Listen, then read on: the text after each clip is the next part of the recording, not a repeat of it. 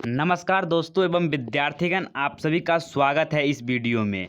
तो आज फाइनली हम आपके लिए कक्षा 11th बिहार बोर्ड हिंदी के एग्जाम के लिए वो सभी क्वेश्चन लेकर आ चुके हैं जो आपके पेपर में पूछे जाने वाला है। सेम टू सेम पूछा जाएगा, आपको टेंशन लेने की कोई भी आवश्यकता नहीं है।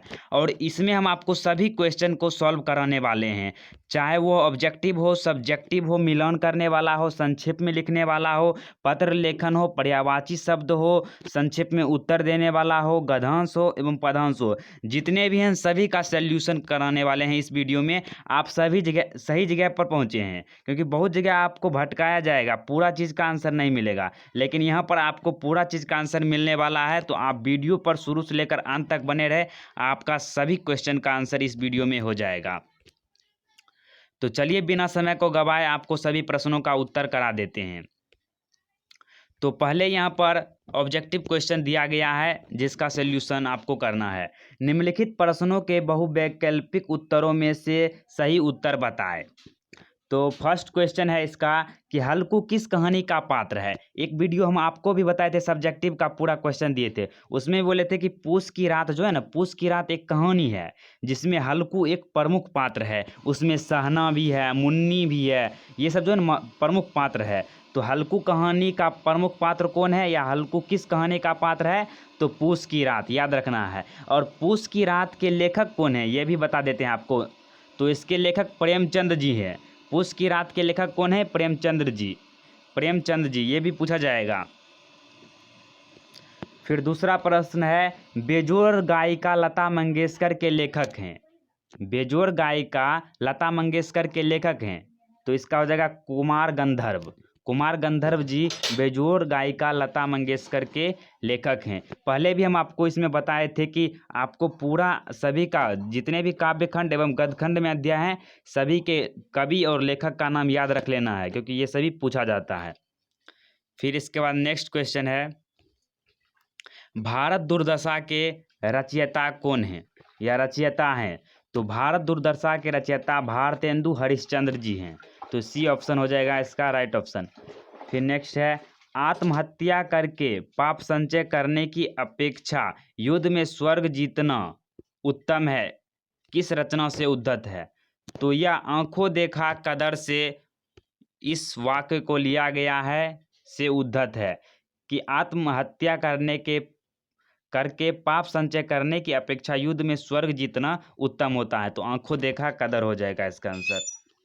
फिर उसके बाद नेक्स्ट क्वेश्चन है, पत्थर तोड़ती मजदूरनी को कवि ने कहाँ देखा था? तो पत्थर तोड़ते हुए मजदूरनी को इलाहाबाद के पथ पर देखा था कवि ने। और इसमें देख सकते हैं आप कितने नंबर का है, तो 5 नंबर का। 5 नंबर आप बिल्कुल फ्री में पा चुके हैं। अब चलिए इसके मिलान की ओर चलते हैं। इसमें हम आपको एक बात बताना भूल गए कि पत्थर तोड़ती तोड़ती पत्थर जो है ना, इसके कवि कौन, लेखक कौन है? तो ये भी पूछा जाता है कवि कौन है। तो इसका कवि है सूर्यकांत त्रिपाठी जी। पत्थर तोड़ते का, तोड़ते पत्थर का, सूर्यकांत त्रिपाठी जी, ये भी आपको ध्यान रखना है। उसके बाद देखिए, सुमेलित करे अर्थात मिलान कीजिए आप। कविता की परख के लेखक कौन है? तो कविता की परख के लेखक हो जाएगा रामचंद्र शुक्ल। कविता की परख रामचंद्र शुक्ल। उसके बाद है चलचित्र, तो चलचित्र का है सत्यजीत राय। ये आप 10th में भी पढ़े होंगे, इंग्लिश का जो है ना चलचित्र, सिनेमा के बारे में बहुत अच्छा लिखते थे, वह सत्यजीत राय लिखते थे। तो चलचित्र का सत्यजीत राय हो जाएगा। फिर है बहुत दिनों के बाद, बहुत दिनों के बाद का हो जाएगा नागार्जुन। उसके बाद है मातृभूमि, मातृभूमि का हो जाएगा अरुण कमल। और पागल की डायरी का लूसुन हो जाएगा। इस तरह से आपको बनाना है, एक बार और देख लीजिए। कविता की परख रामचंद्र शुक्ल, चलचित्र सत्यजीत राय, बहुत दिनों के बाद नागार्जुन, मातृभूमि अरुण कमल, पागल की डायरी लूसुन। इस तरह से आपका 10 नंबर क्लियर हो गया। उसके बाद नेक्स्ट क्वेश्चन है, यह है रिक्त स्थानों की पूर्ति करें। तो है, जिंदगी की हर कदम मंजिल है, इस मंजिल तक पर पहुंचने से पहले डैश रुक सकती है। देखिए, जिंदगी की हर कदम मंजिल है, इस मंजिल पर पहुंचने से पहले सांसें रुक सकती है। तो इसका राइट आंसर हो जाएगा स से। फिर दूसरा है झांसी वाली रानी घोड़े से डैश लगने से गिरने लगे, तो गोली लगने से जो है ना झांसी रानी की मौत भी हो गई और घोड़े से वह गिरने लगे थे। फिर है राम तजू पे गुरु ना बिसारू, मैं सहजो बाई ने हरि से गुरु को डैश माना है, तो गुरु को श्रेष्ठ माना है। कहने का अर्थ क्या है, जो सहजोबाई थी कवित्री, संत कवित्री, उन्होंने कहा कि हरि हरि मतलब ईश्वर से भी पहले उन्होंने गुरु को वह श्रेष्ठ माना था, तो इसका आंसर हो जाएगा श्रेष्ठ। उसके बाद है रामचंद्र का मूल नाम है, तो इसका हो जाएगा धनपत राय। रामचंद्र का मूल नाम क्या है, तो धनपत राय। उसके बाद है रामचंद्र शुक्ल मूलतः थे, तो मूलतः आप इसमें कह सकते हैं कि निबंधकार थे।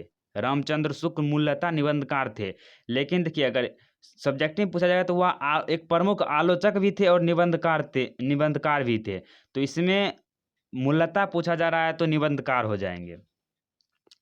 उसके बाद है कि निम्नलिखित प्रश्नों का अति संक्षेप में उत्तर दीजिए, तो ये सभी प्रश्नों को आपको संक्षेप में उत्तर देना है। जैसे हल्कू कंबल के पैसे सहना को देने के लिए क्यों तैयार हो जाता है। देखिए हल्कू जो है या पूस की रात की एक कहानी है, इसमें से बहुत क्वेश्चन हम आपको अगली वीडियो में बता चुके हैं, इससे पहले डाला हुआ है। अगर आपने नहीं देखा है तो चैनल पर जाकर देख सकते हैं ये सभी क्वेश्चन का, फिर भी हम आपको बता देते हैं। देखिए हल्कू ने कंबल के पैसे सहना को देने के लिए इसीलिए तैयार हो गया था क्योंकि हल्कू अगर उसे पैसा नहीं देता तो वह उससे लड़ाई करता, गाली देता, क्योंकि बहुत दिन से वह उसका रुपया रखा हुआ था। तो हल्कू ने सोचा कि गले तो छूटे, दो दो इसका रुपया, तो सहना को वह रुपया दे देता है और वह अपने ठंड में सोचता है किसी तरह से रुपया जुगाड़ करके ठंड के लिए कंबल मंगा लेंगे, पहले इसे हम रुपया दे देते हैं। तो उन्होंने इसीलिए सहना को रुपया दे दिया था। उसके बाद पठित पाठ के आधार पर इसका क्या उद्देश्य, कविता के क्या उद्देश्य थे। पठित पाठ के आधार पर कविता के क्या उद्देश्य थे, तो इसमें देखिए कविता कौन सा कहा गया है तो कोई पता नहीं चल रहा है, तो आप पठित पाठ के आधार पर कविता का उद्देश्य किसी एक कविता को उद्देश्य को लिख सकते हैं आप।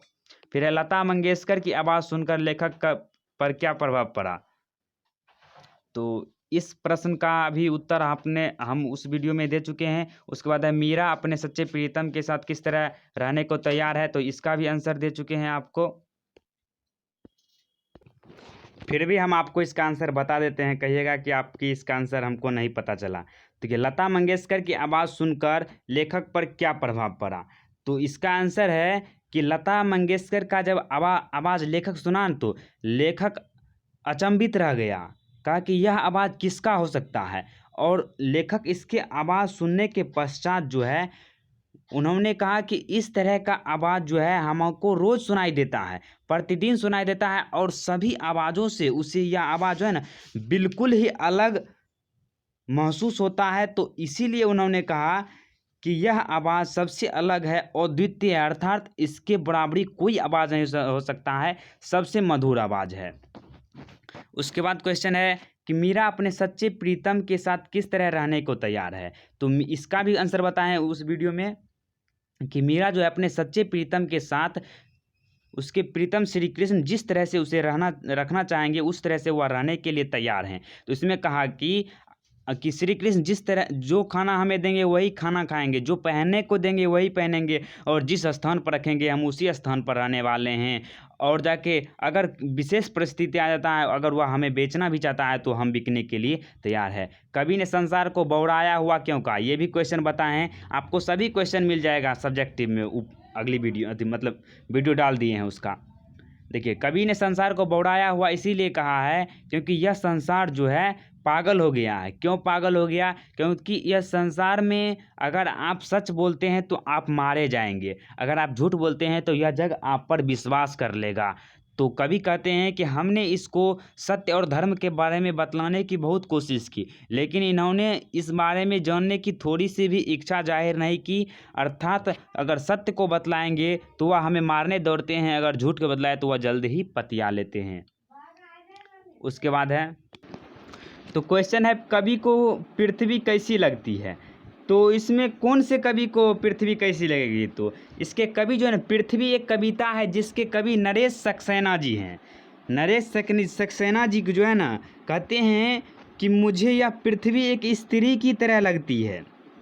क्यों स्त्री की तरह लगती है? क्योंकि एक स्त्री जिस तरह से अपने जीवन काल में कई भूमिकाओं को निर्वाह करती है, कई भूमिकाओं को निभाती है अपने ही केंद्र पर स्थित रहकर, ठीक वैसे ही पृथ्वी भी अपने ही चारों तरफ स्वयं चक्कर काटती रहती है।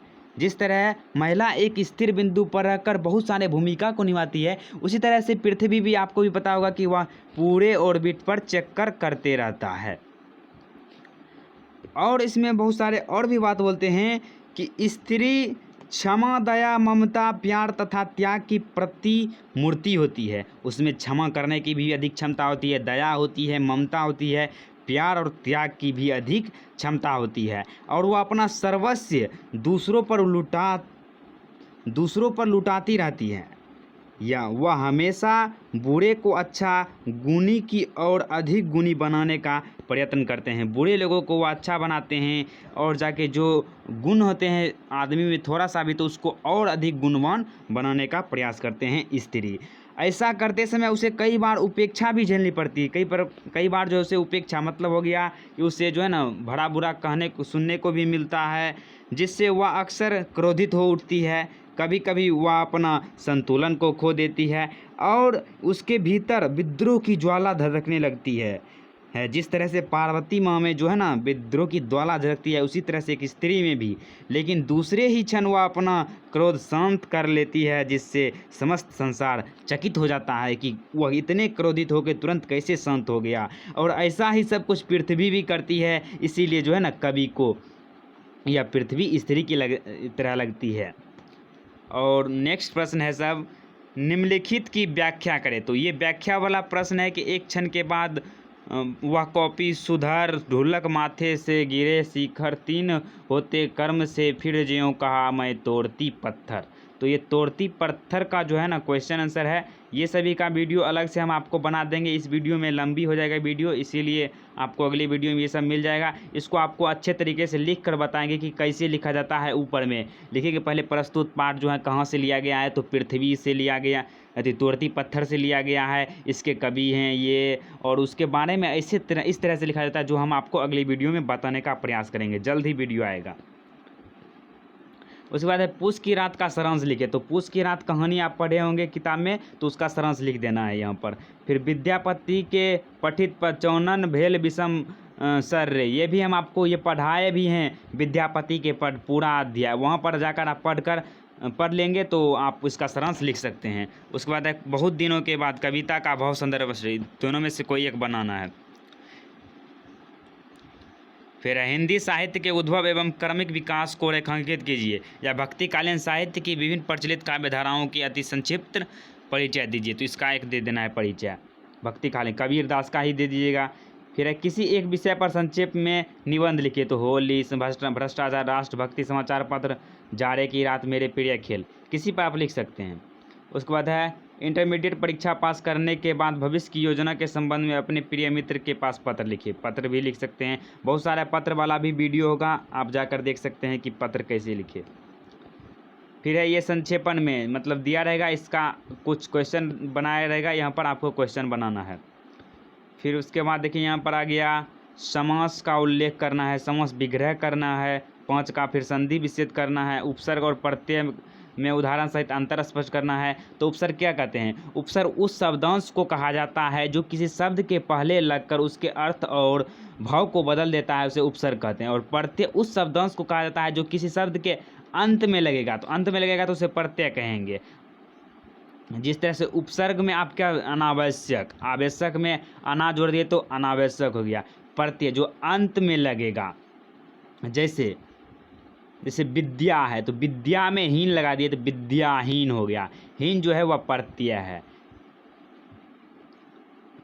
किन्हीं 5 वाक्य को संशोधित कीजिए, मतलब सही सही करके लिखना है। राम के पास 2 हाथ हैं, राम के पास 2 हाथ हैं, इसको शुद्ध करके लिखना है। तो इसका शुद्ध क्या हो सकता है? राम के पास 2 हाथ हैं, राम 2 हाथ हैं, राम के पास 2 हाथ हैं। तो इसमें तो लगता है यही वाक्य हो सकता है कि राम के पास 2 हाथ हैं, ये तो वाक्य है, या राम के पास 2 हाथ हैं। रहने दीजिए, ये सभी आपको बाद में अगली वीडियो में बता देंगे। फिर है कि निम्नलिखित में से किसी 5 शब्दों के लिए 2-2 पर्यायवाची शब्द लिखे। जैसे भय, भय का हो गया डर, डर हो जाता है भय डर। आँख का हो गया 2 लिखना है आपको। नयन लिखना है, लोचन लिखना, नयन लोचन नेत्र। गणेश का गजानंद, लंबोदर, गणपति, ये सभी पर्यायवाची शब्द लिख देना है। पुत्र का हो गया सपुत्र, सुपुत्र, बेटा। इस तरह से समुद्र का महासागर, समुद्र, महासमुद्र इत्यादि लिख सकते। किसान का कृषक, किसान, ये सब लिख देना आपको। फिर है किन्हीं 5 शब्दों का लिंग निर्णय करना है। दांत, दांत, घी, यमुना, चावल, नमक, चाय।